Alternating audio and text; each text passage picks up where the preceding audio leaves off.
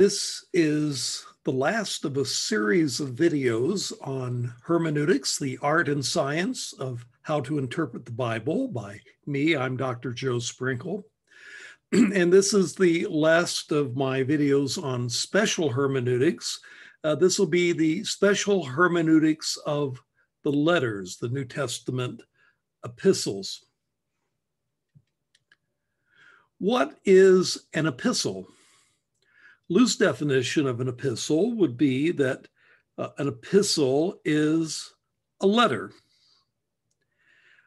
But a more complicated definition was given by the scholar Adolf Deisman, who distinguished between a simple letter and an epistle. A letter is a personal correspondence. An epistle is an artistic literary form intended for public and posterity.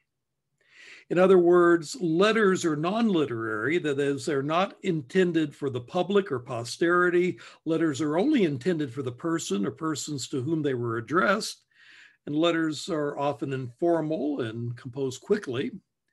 Whereas an epistle, unlike a letter, was intended to be read beyond its immediate audience and to be preserved for future reference. Its construction shows more depth of thought and sophistication than reflects its broader literary purpose. Well, all the New Testament letters are called epistles, but the quote-unquote epistles in the New Testament fall at various points in Deisman's spectrum.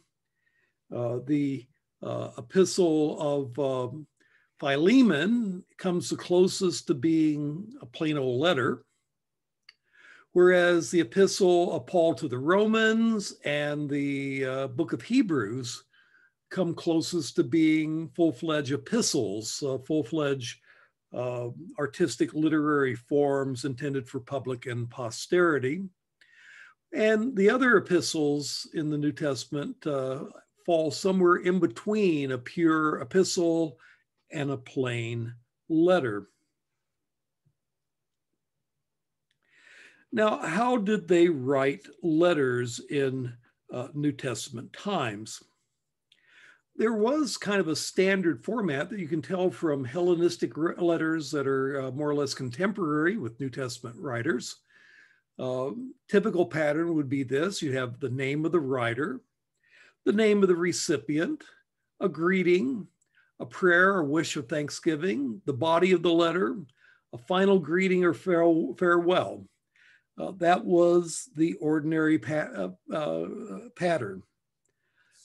And that's exactly how the New Testament epistles tend to be structured, where it'll start off with the name of the writer, such as I, Paul, and then the name of the recipient to the church at Corinth or to Timothy, and then a greeting, which is often, grace and peace to you from God the Father, some sort of prayer or wish, often with prayer, where grace and peace, I always thank God for you, something like that. Then you have the body of the letter where he says what he has to say.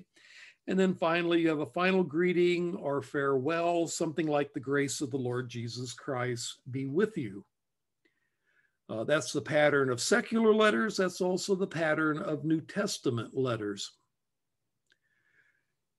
And so here's showing some of these. So you have non-religious papyri, starts off with a salutation with the sender, recipient, and greeting. One secular one begins this way: Irenaeus to Apollonius, his dearest brother, many greetings. And Philemon begins similarly, Paul, an apostle of Jesus Christ, and Timothy to Philemon, our beloved fellow worker, and Apphia, our sister, and Archippus and the church, grace and peace from God. And then the next section is thanksgiving. In the one non-religious papyrus, it says, I pray continually for your health, and I myself am well. Paul prays, I thank God always when I remember you in my prayer.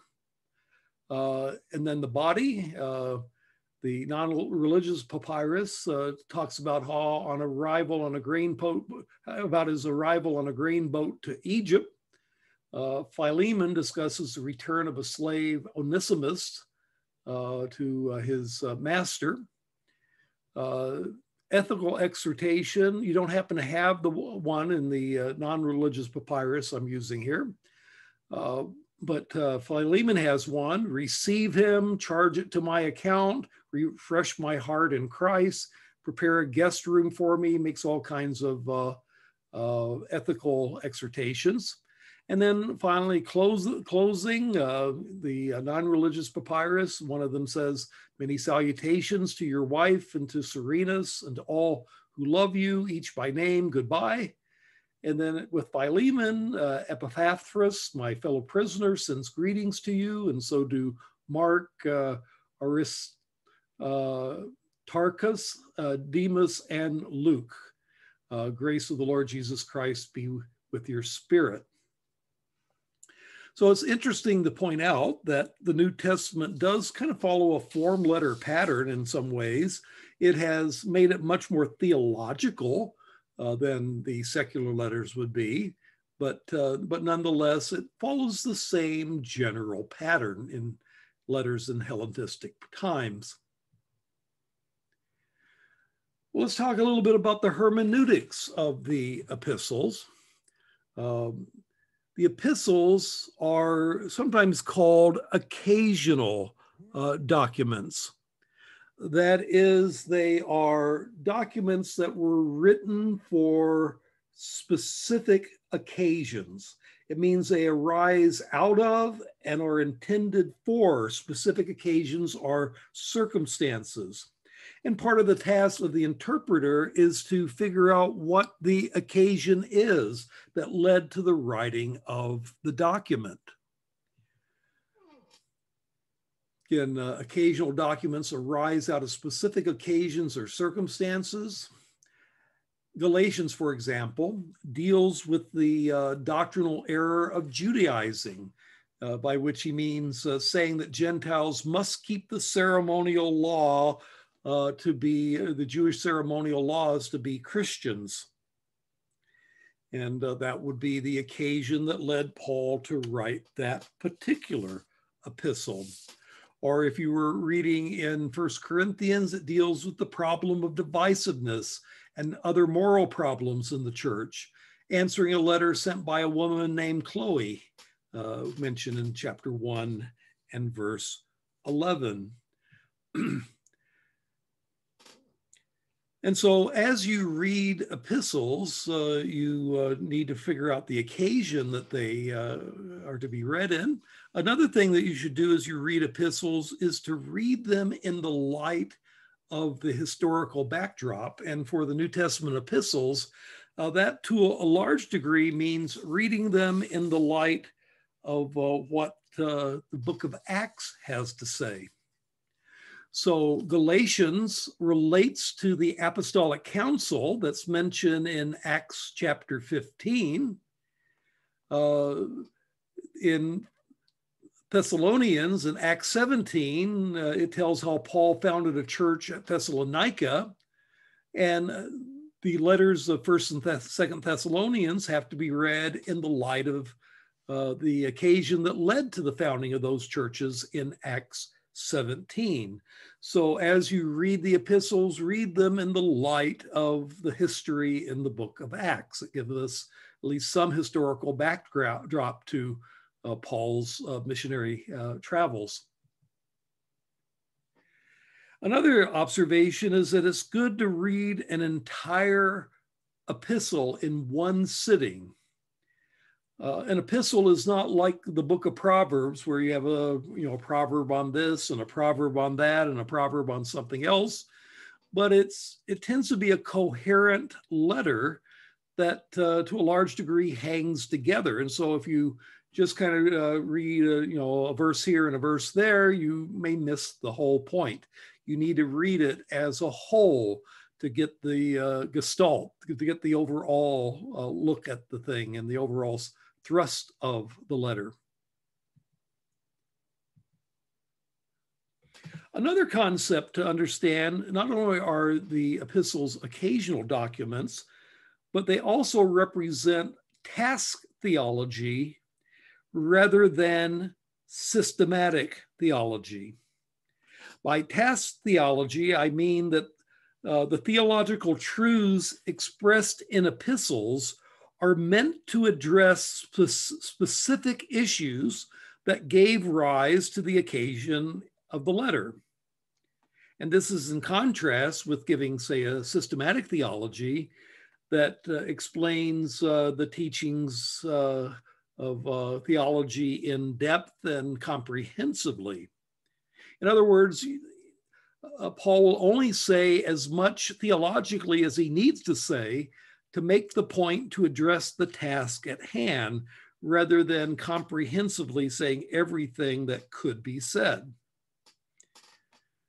Paul is correcting certain problems, and he addresses it theologically only as much as necessary.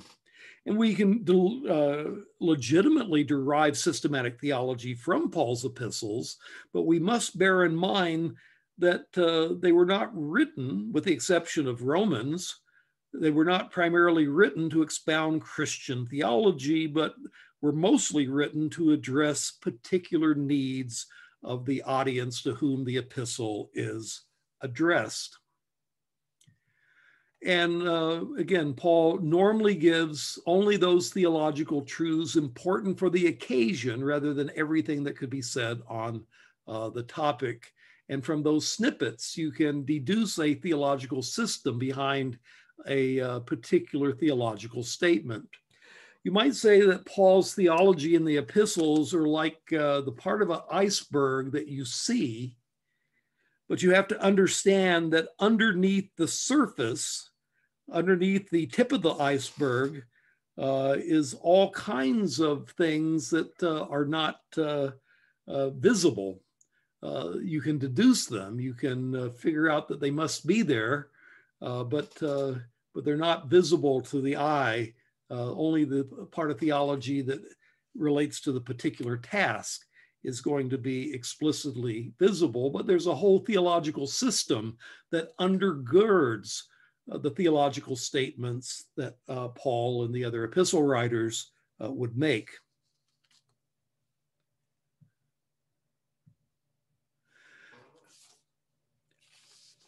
We should bear in mind that epistles are not written directly to us. They are written directly to their original audiences. That could be the Corinthians or the Thessalonians or Timothy or Titus. And as a result, not every command applies directly to us, but may be specific to the circumstance of the original reader. So for example, Paul tells Timothy in 2 Timothy 4:13, bring me my cloak, which I from Carpus's house that I left at Troas. Well, does that mean that we need to go on a pilgrimage to Troas and try to find Paul's cloak? And what good would it do him, since he's long since dead, if we were to bring it to him? Again, that was a direction that was given to Timothy in the historical circumstance of Paul's initial writing, and it has no direct application for us today, although you could principleize it and find a moral and spiritual principle of helping those in need practically where you can do so. Likewise, we are not to take Paul's admonition to Timothy, take a little wine for your stomach's sake, 1 Timothy 5:23, as directly applicable for us. You could read that and say that, well, this justifies moderate use of alcohol, or does it only justify alcohol for medical purposes? Or does it apply pretty much only to Timothy and not have a whole lot of direct application to us at all? But one of the things that we have to do as we look at these specifics, we have to note the differences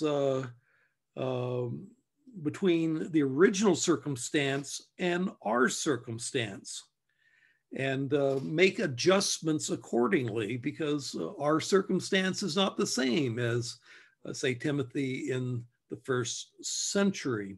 And part of the difference of application among interpreters may come from evaluating the differences in circumstances differently.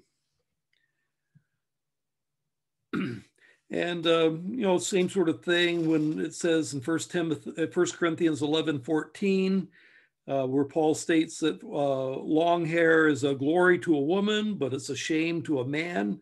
Is that universally applicable? And if so, why do we see many see a universal principle here, but don't see a universal principle in the call for women to wear head coverings? That was a discussion that we had in an earlier video. Even if a command is not written directly for us, we can still deduce moral and religious principles from it. Timothy's taking a cloak to Paul in prison illustrates the need to show kindness to Christians suffering hardship. Again, part of our task as an interpreter is to determine whether a command in an epistle is limited by audience or circumstance. If it was meant for all Christians at all time, then it applies to me. But if it's limited, then we must seek the moral and religious principle that transcends the circumstance of the original command. And so that's my presentation on the special hermeneutics of New Testament epistles. That also concludes my series of videos on hermeneutics, the art and science of interpreting the Bible. And my name is Dr. Joe Sprinkle.